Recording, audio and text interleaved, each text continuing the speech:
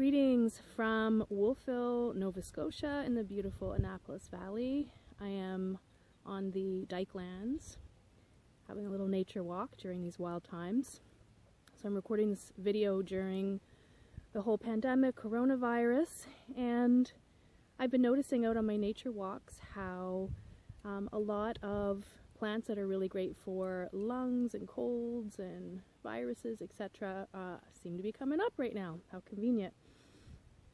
Yesterday I made a post about Coltsfoot and people were really excited about it because a lot of people know it. It's a very common weed and you can find it in a lot of your backyards. Today is March 29th, lost track of days, and this one is up now. So usually I see this one, it's usually the very first thing I see before dandelions as well. This year I did see a dandelion first, dandelion 1. I saw one a couple of weeks ago. But yeah, this is a little coltsfoot, and yes, it does look like a dandelion, but its blooms are much lower to the ground, and it has a very scaly kind of stem, whereas dandelion has kind of a longer one, and mostly I see dandelion blooms a little bit taller. I have seen them low to the ground as well. The other thing is dandelion usually puts leaves out first, so you'll see the jagged characteristic leaves of the dandelion. This plant does not have any leaves right now, and its other name is actually the sun before the father, and that's because the sun being the little flowers coming up before the leaves, which are the father. And the leaves are very characteristic. They look like a colt's foot, and on the underside they have kind of a webbing, and there's sort of a grayish green color, and you'll see this sort of white webbing underneath. So you can watch out for those and a little bit later. And a lot of you still have snow in your yards, so you don't have access to these right now. There's still snow in my yard as well, but where I am right now, we're clear. Beautiful day here. So I did a little bit of research. I've used Coltsfoot in lung tonics and in smoking blends for clients, so I have some experience with it, but I thought I would refer to some of my favorite herbalists. So I did a little bit of extra reading last night just to refresh my memory and to find some interesting points. And I was looking in Dr. Vogel's The Nature Doctor. You might know Dr. Vogel. He has products that are sold in health food stores, or at least they used to be. A lot of tinctures. And in the Nature Doctor, he talks about coltsfoot being used, especially in the spring, to eliminate all the phlegm that we've accumulated over the winter.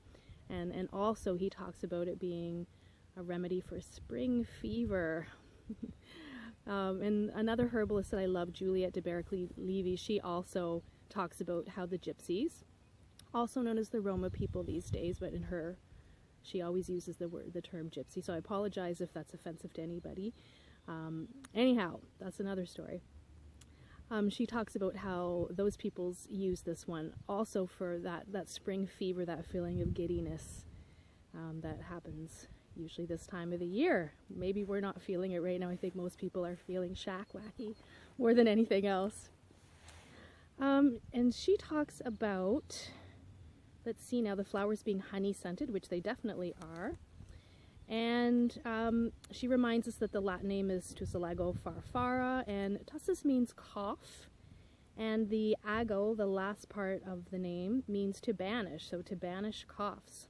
It's pretty cool. She calls it one of the supreme pectoral herbs. So yes, it was used for coughs, pneumonias, bronchitis, asthma, even whooping cough. And she talks about how the leaves were made into poultices for swellings and inflammation. So a poultice is when you take usually the fresh plant, usually leaves, and you somehow make them moist, or you mash them up and then you apply them topically. Some people put a cloth or cheesecloth over top. And she talks about how the Roma peoples used it as a smoking herb, and also how they would make a snuff of the powdered herb and use for sinus congestion. She recommends using a little bit of honey when you make a tea from this plant. And so to make a tea from it's very easy. I would take about a small palmful per cup of boiled water, and just pour the water over your herbs in your teapot and let it steep for about 5 minutes and strain. And like she says, add some honey, especially if you do have a cough, because that will help soothe. And so that brings me into talking about soothing herbs in general. And a lot of the lung herbs are demulcent, expectorant herbs. They have this really nice coating that will coat the inflamed tissues and soothe. Same with mullein and plantain and slippery elm, some of those other plants. So demulcent plants, there's your little lesson. So I also looked into Penelope Odie, the complete medicinal herbal, which is a very important herbal book. And she talks about how Dioscorides, I hope I'm saying that right, he was a Greek physician and botanist, how he would recommend asthmatics smoke it. And you're probably going to hear some voices, some people are passing by here. A lot of people are out for a walk right now. And she talks about how in China just the flowers are used. And the other day Daniel Wiseman mentioned to me that right now in China they are using this plant to treat COVID-19, and that it's really good for clearing damp heat. So a very important plant of our times.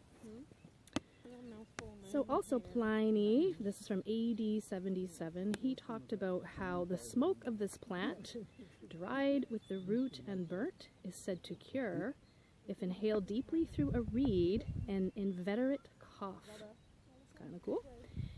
And also it seems like a lot of herbalists agree that it's a warm, pungent, sweet plant. Its constituents are a mucilage. That's what gives it that gooey, demulcent, soothing property. Tannins and alkaloids. This is a plant you don't want to go crazy with. Maybe just have a cup or two a day for the next little while. Or if you are sick, but don't use it forever. It has the same alkaloid that is in comfrey, that is often cautioned, but if used in moderation shouldn't be a big issue. It also has something called inulin. That's something that is found probably in a lot of things, but I associate it with the Jerusalem artichoke, so a complex carbohydrate. It has zinc, so zinc is also associated with boosting the immune system. It has bitter principles, it has potassium and calcium and all kinds of other things. And in Chinese medicine, it's believed that it forces the rising qi to descend, so the qi being the energy, so pushing that up. Okay. Oh, and this is one of my favorites. So I don't know if you know who Hildegard von Bingen is. She was a really interesting character. She was a nun, a mystic, a poet. She was a musician and a herbalist. She did it all. And she was from the 12th century, and in her book called Physica, she writes a little bit about it. So this is very interesting. This is what she says. Coltsfoot is warm.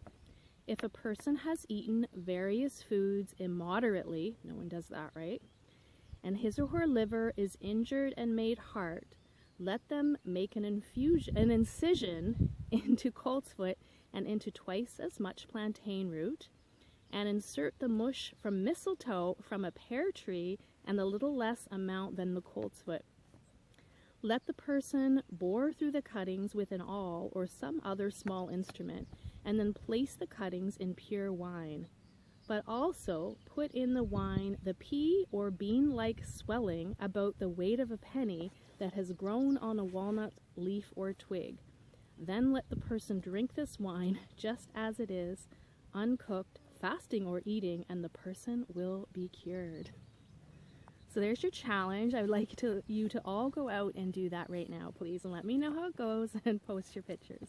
It's your assignment. But what's really interesting with her is right away she talks about it being warm, and she was known to have a really good understanding of Hippocrates and the idea of the humors and the sort of the Chinese medicinal approaches of, hot and cold humors. and so on. Also, David Hoffman, a lot of you will know him, Holistic Herbal, and some of these people are my friends on Facebook, so they might be watching this, I don't know. I'm quoting a lot of my my heroes here. He just really reminds us about the zinc content in the Coltsfoot, and he says it combines really well with mullein and horehound, and mullein is another plant that is coming up right now, and in a Facebook Live post the other day, Mi'kmaq medium Sean Leonard, he had a vision. I think it was his grandmother, who is a medicine woman, came to him and showed him a vision of people doing steams with mullein. So that's something to watch out for as well. And so this one would combine well with it. I also looked at what Matthew Wood had to say about it, and he just talks about the doctrine of signatures. That's the idea that the way a plant looks or smells, or, you know, its color, its scent, its habitat is an indication of where in the body it might treat. And he talks about how plants that have hairy leaves and stems generally tend to work for the body hair or the hairs of the mucosa. He talks about comfrey, mullein, spotted longwort, and coltsfoot all falling into this category. And also, yeah, he says it's great for harsh coughs which have worn down the villi of the lungs. And that also plants that have thick leaves full of mucilage, such as coltsfoot, slippery elm, are good lung and mucosa remedies. I also looked up what Gerard had to say about it. So this was from a very, I guess it was the herbal of the day. It was called A General History of Plants, published in 1597, and this is what he writes about. He says, the fume of the dried leaves taken through a funnel or a tummel, I don't know what a tummel is, anybody out there know? Burned upon coals, effectually helpeth those that are troubled with shortness of breath, and fetch their wind thick and often. You know what that means, right? Please don't make me go into it. And breaketh without peril the imposthumes of the breast. I had to look up imposthumes. It basically means abscess. So for breast abscesses. Being taken in manner as they take tobacco, it mightily prevaileth against the diseases aforesaid. Okay, so there's a little bit, but for now, if you want, just keep it simple. You can also dry these if you want to keep some around for later use. So all you're going to do is take the little flowers and dry them flat on, I usually like to put them upside down like that, and you can dry them on a screen. I have this sort of mesh hanging apparatus. I grow there, I dry things there. They usually take anywhere between 1 to 2 weeks. You want to dry them in a room that is well ventilated. You don't want direct sun. I don't know if you can hear or see all these hornets. They're all around right now. Luckily, they've been leaving me alone. Yeah, so well ventilated room, and then you want to store them in glass jars away from heat and light. And then you would use less if, oh, I'm going to put that down because that hornet is liking it. When you make your tea blend, you're not going to use as much because it becomes more concentrated. So you usually use about, I would say, a tablespoon per cup of boiled water. And again, let it steep for 5 minutes and drink. Again, don't go crazy with it. Drink it once in a while, maybe add some honey. And even if you don't believe in any of this, well, it's not going to hurt. And it will make a really pleasant spring tea, and maybe it will help with any feelings of being shack-wacky. Well, thanks for watching this video. If you'd like to learn any more about me, you can find me at sisterlotus.com. Thank you. Have a beautiful day and stay safe, everyone.